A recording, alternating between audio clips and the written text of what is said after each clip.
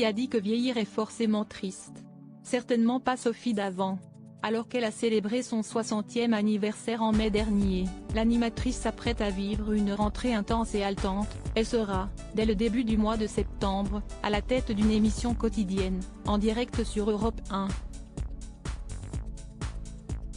Un sacré défi pour la présentatrice, un challenge même puisqu'il s'agit de concurrencer Laurent Ruquier et les grosses têtes à la même heure sur RTL.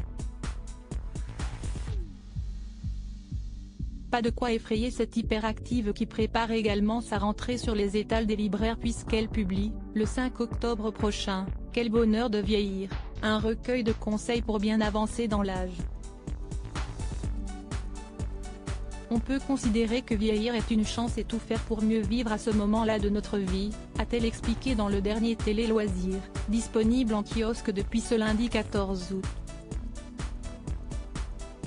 Résolument optimiste, Sophie Davant parle avec expérience, en acceptant une proposition différente et en prenant des risques à 60 ans. « J'en fais la meilleure démonstration », a-t-elle alors argué en faisant justement référence à son arrivée sur la radio du groupe Lagardère.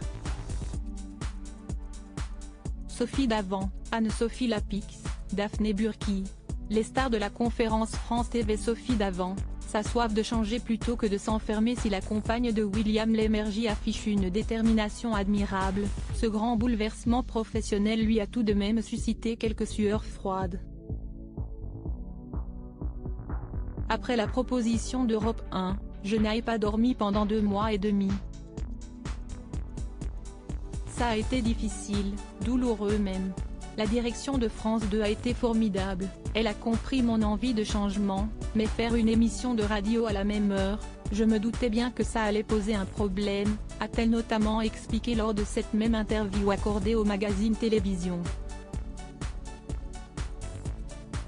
Après un temps de réflexion nécessaire pour étudier toutes les possibilités, Sophie Davant a dû affronter la dure réalité, accepter de présenter cette quotidienne en radio signe son départ, après 6 saisons, d'affaires conclues.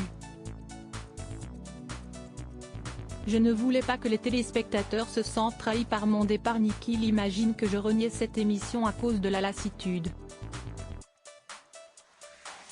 Ce n'était pas du tout le cas, j'aurais pu continuer longtemps, a-t-elle souligné auprès de nos confrères. Et de tout de même conclure avec un aveu, c'était bien de changer plutôt que de s'enfermer dans un rôle qu'on connaît par cœur. Si est-ce une manière de donner un nouvel élan à ma carrière, de m'essayer à un autre genre. Si est-ce quand même mieux que la routine. Si est-ce la première fois que je n'aurai pas d'émission quotidienne depuis 35 ans sur France 2.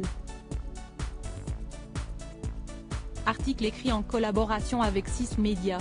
Crédit photo, Coadic Guirec.